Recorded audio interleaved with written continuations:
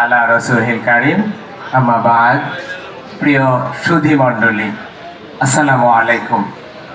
আমি শহীদ ইমাম হাসান তাইমের ভাই। যাত্রাবাড়িতে যেই ছেলেটাকে তার বন্ধু টেনে নিয়ে যাচ্ছিল আর পুলিশ বারবার গুলি করতেছিল, সেটাই আমার ভাই। কতটা নির্মম ছিল আপনারা দেখেছেন। আমি ৭১ দেখিনি, আমি ২৪ দেখেছি। কতটা নির্মম ভাবে মায়ের সন্তানদেরকে হত্যা করা হয়েছিল, কিভাবে সিআরপিসি লঙ্ঘন করেছিল, কিভাবে ১৪৪ ধারা লঙ্ঘন করেছিল, কিভাবে মানবাধিকার লঙ্ঘন করে মায়ের সন্তানদেরকে পাখির মতো হত্যা করা হয়েছিল। আজকে কোথায় সেই মায়ের সন্তানদের হত্যার বিচার? ৬ মাস হয়ে গেল, আমরা কি বিচারের ন্যূনতম কিছু দেখতে পেয়েছি? কয়টা আসামিকে গ্রেফতার করা হয়েছিল? ২০০০ মায়ের সন্তানকে হত্যা করা হয়েছিল। যদি আপনারা পরিসংখ্যান করেন, একটা হত্যায় একটা মানুষ জড়িত থাকলে ২০০০ মানুষকে গ্রেফতার করার কথা ছিল। একটা হত্যায় ২টা মানুষ জড়িত থাকলে ৪০০০ মানুষ গ্রেফতার করার কথা ছিল। এই পর্যন্ত কয়টা মানুষ গ্রেফতার হয়েছে? গত ৩-৪ দিন আগে ট্রাইব্যুনাল থেকে এসেছে ৩৫ জন আসামি গ্রেফতার হয়েছে। এটাই কি বিচারের নমুনা? আর কি হবে দেখা?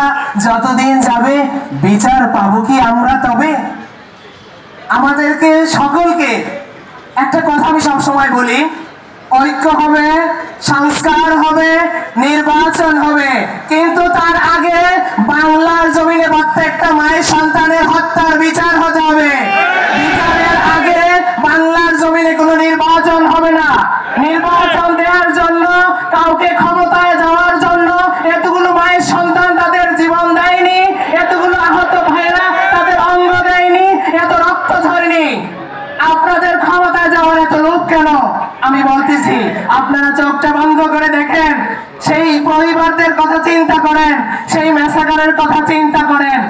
ফেসিবাদ যদি থাকতো, ২৯-এর আগে কোনো নির্বাচন হতো না, বা ২৯-এও নির্বাচন হলে কে ক্ষমতায় যেত তার কোনো সম্ভাবনা ছিল না। আজকে এত হাজারো মানুষ মুক্ত পাখির মতো ঘুরে বেড়াচ্ছে। আজকে এই হাজারো মানুষ তারা জেল থেকে মুক্তি পেয়েছে।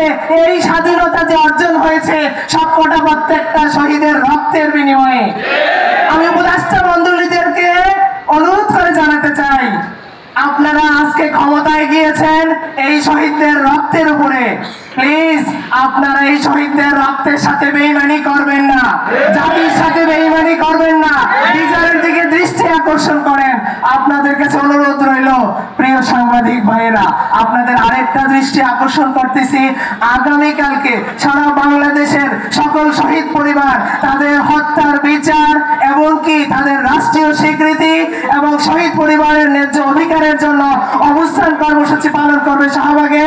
দেশের সকলকে আহ্বান জানাচ্ছি, নারে তাকবীর।